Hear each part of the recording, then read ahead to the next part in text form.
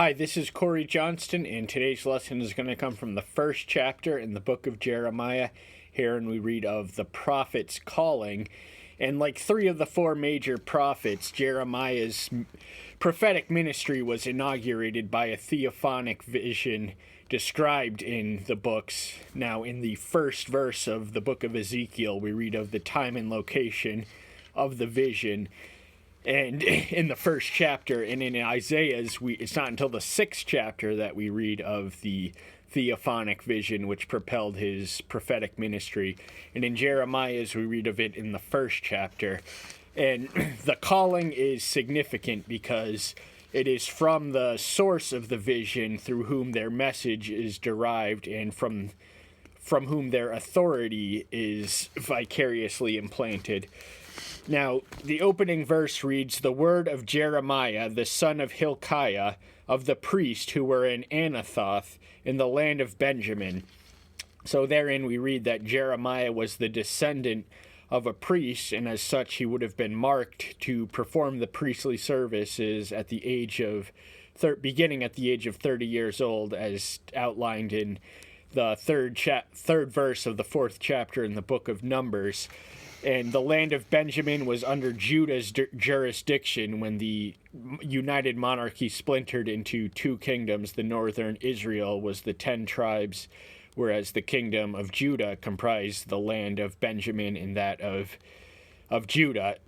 And now the priest, there was more often than not a dichotomy between the priest and prophets. The priests labored to preserve the past, and they managed the externals of religion, the ceremonial sacrifices and such, whereas the prophets were future-oriented. They tried to change the present with the future in mind. "And to whom the word of Yahweh came in the days of Josiah, son of Ammon, king of Judah, in the 13th year of his reign. And it came in the days of Jehoiakim, son of Josiah, king of Judah, until the end of the 11th year of Zedekiah, son of Josiah, king of Judah, until the exile of Jerusalem in the 5th month." Therein we read the chronological range of Jeremiah's ministry.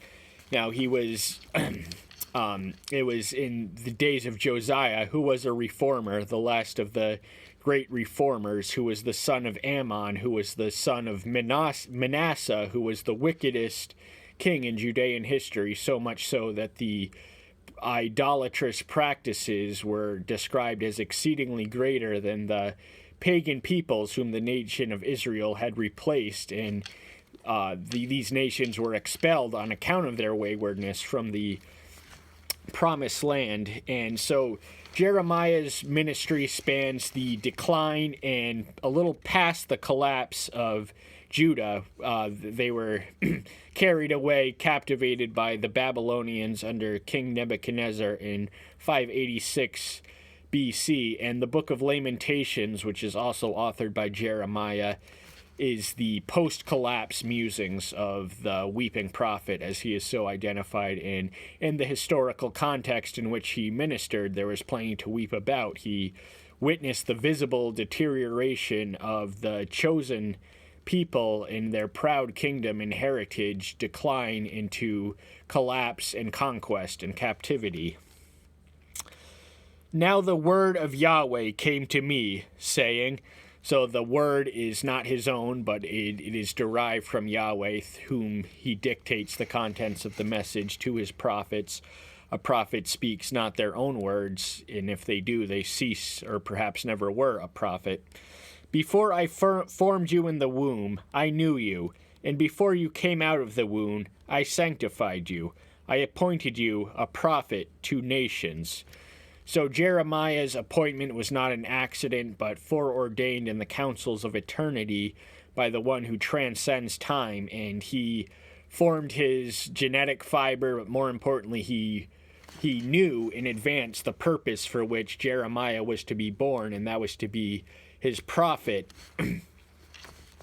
"And I said, Ah, Master Yahweh, see, I do not know how to speak, for I am a youth."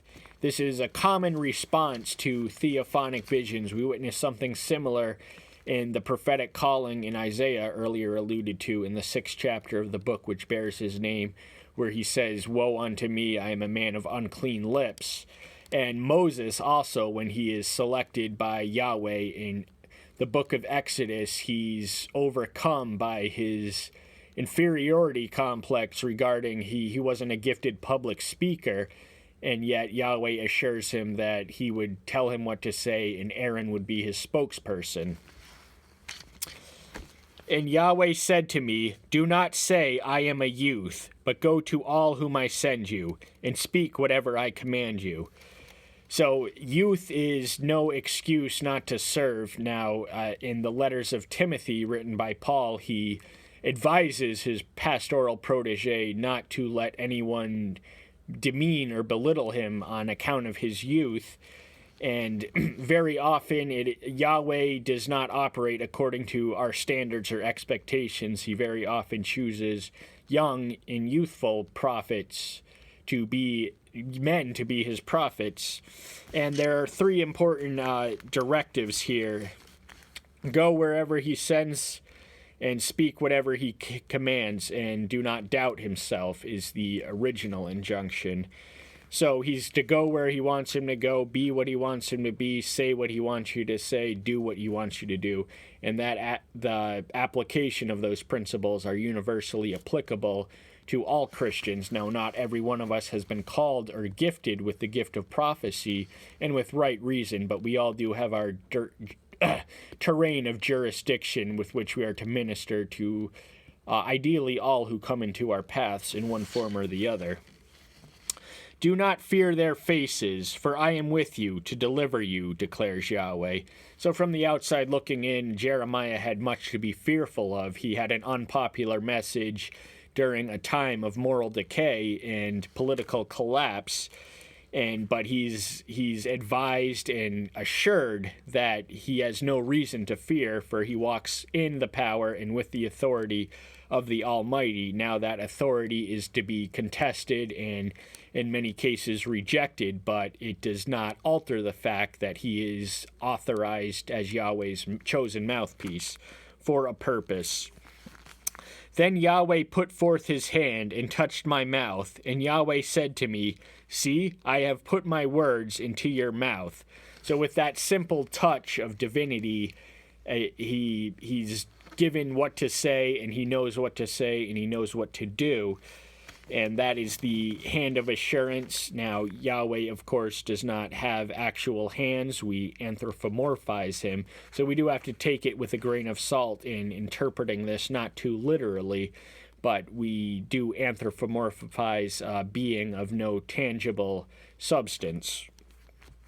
See, I have this day appointed you over the nations and over the kingdoms, to root out and to pull down, to destroy and to overthrow, to build and to plant.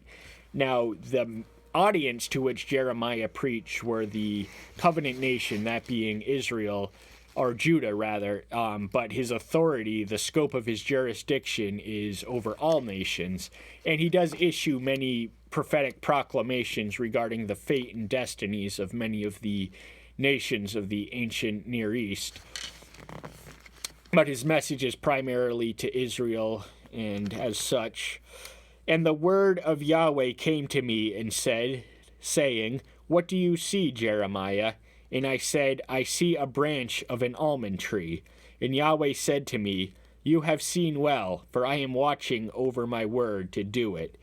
Now, the almond tree was the first tree to blossom in ancient Palestine, at least by our calendars, that they blossomed in the month of January, and they pointed to the spring season to come.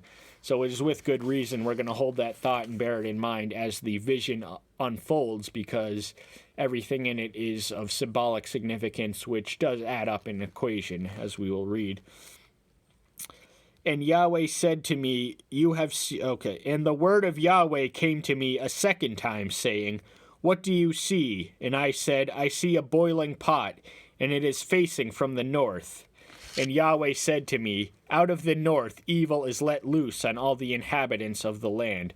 So the boiling pot was symbolic of Babylon, which was one of the three contending world powers for aspiring for domination over the ancient Near East. There was Egypt, Assyria, who had conquered and captivated the northern kingdom of Israel in 722 BM, and Babylon, which was displacing Assyria as the dominant geopolitical entity in that region.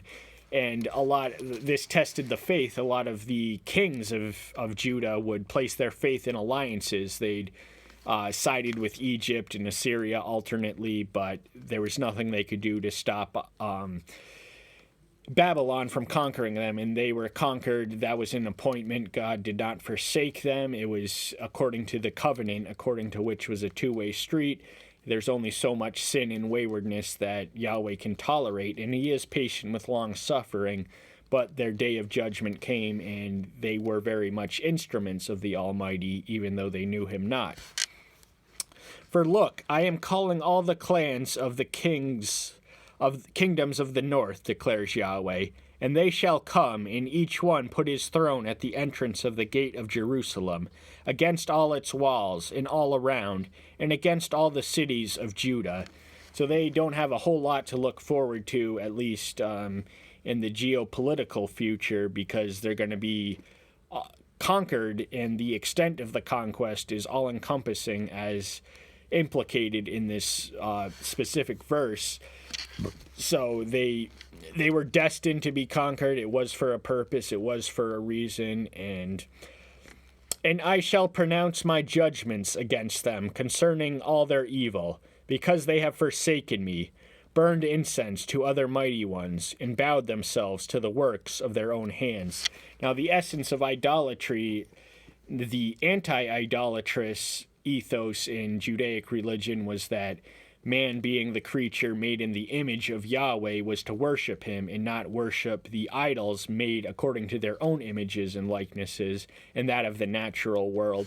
And it was really the sin which led to all other sins. Now, all of the evil kings of Israel, of Judah, were listed as such. They led the nation into idolatry. So they maintained the temple, but permitted the open shop for all of the rival deities who were non-existent yet worshipped as though they existed by the neighboring nations.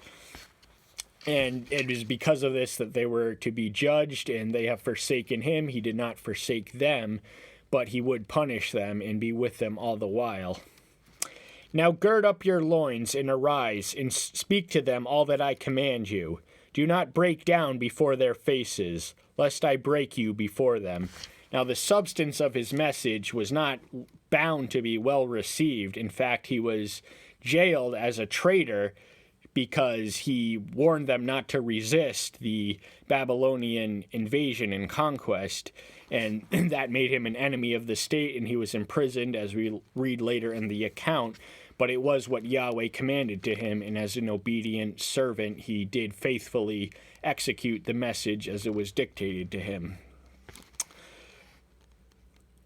For look, I have made you this day a walled city and an iron column, and bronze walls against all the lands, against the kings of Judah, against her heads, against her priests, and against the people of the land. So he's symbolically suggesting that they can be protected even as they are conquered and slaughtered and carried captive to a foreign land 500 miles to the northeast. And his protection, now they can always call on him. And in fact, one of the reasons that the Babylonian conquest was necessary was to purge the idolatrous inclinations of the Jews, and they very much purged it out of their system whilst in Babylon. And by the dawn of the New Testament period, they had fluctuated to the extreme of legalism. So the Israelites of the Old Testament were never prone to moderation. They somewhat fluctuated between extremes, which we are implicitly admonished to avoid. And they shall fight against you, but not prevail against you. For I am with you, declares Yahweh, to deliver you. So he has his assurance of his all-encompassing presence and power and authority. Now that authority will be disputed and rejected, but it does not alter the fact that it belongs to him and he can rely on it in any situation. Now, God can see us through troubles, but he won't prevent troubles from coming our way. He appoints troubles to cause us to recognize his strength in our weakness. And Jeremiah, as measured by human or worldly terms, was not a successful prophet. He spent 40 years in his ministry, as outlined in the second and third verse of this chapter, preaching, making his voice hoarse with the calling to repent and be spared of the destruction, and yet his message was not well received. Yet his message has been the source of many convictions and many conversions and posterity. So even the good works that we do, even if they're not recognized in this lifetime, they are of benefit to posterity, and as such we ought to faithfully and accurately present the message as it has been explained to us. And that is all that we have time for today. Thank you so much. Tune in next time. Bye-bye.